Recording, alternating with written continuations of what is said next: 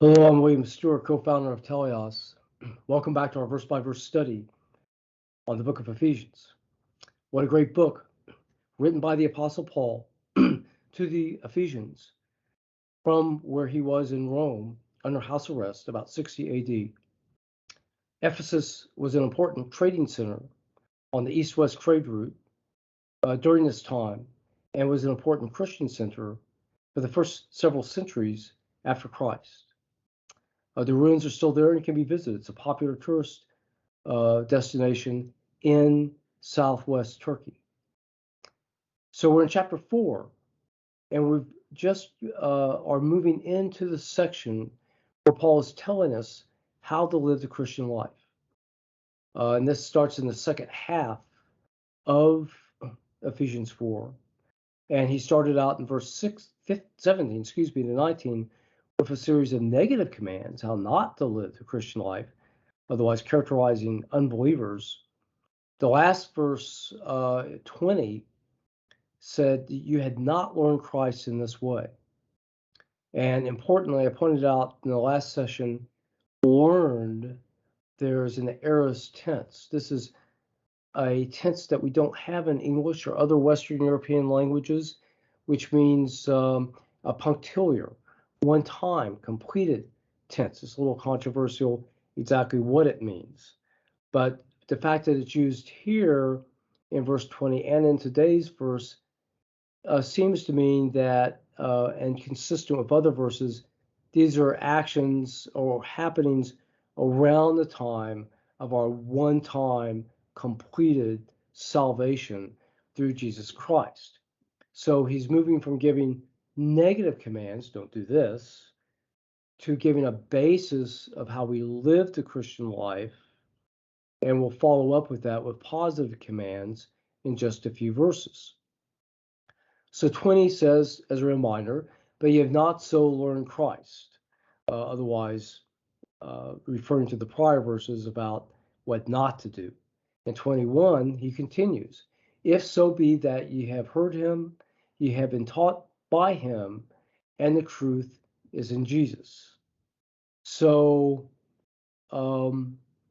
it's continuing the basis of our Christian life, that we were learned Jesus at the time of our salvation, that otherwise what our salvation is about, and the security and learning the Christian walk, and then that you heard him, again in the aorist tense, when somebody hears, and this is important from a Jewish standpoint, hearing almost indicates a obey.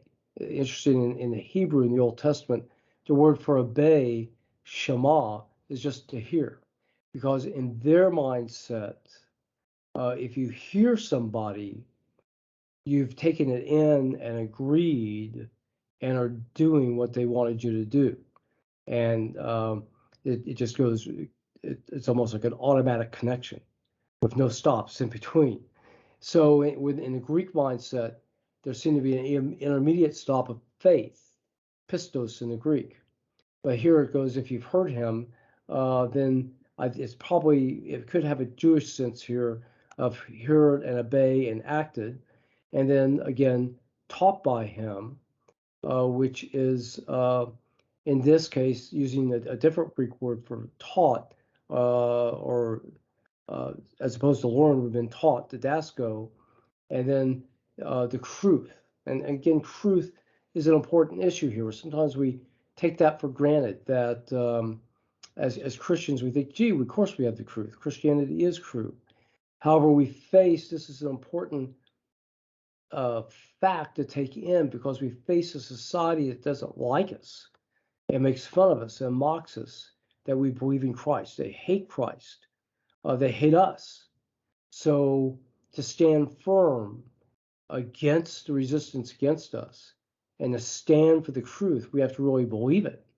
Yes, we have the truth from God, and we can boast in that, as Paul says, and proclaim it proudly because of what Christ has done for us, and that it is the truth, and it's good for society, and that truth is good for people individually, and they should believe it.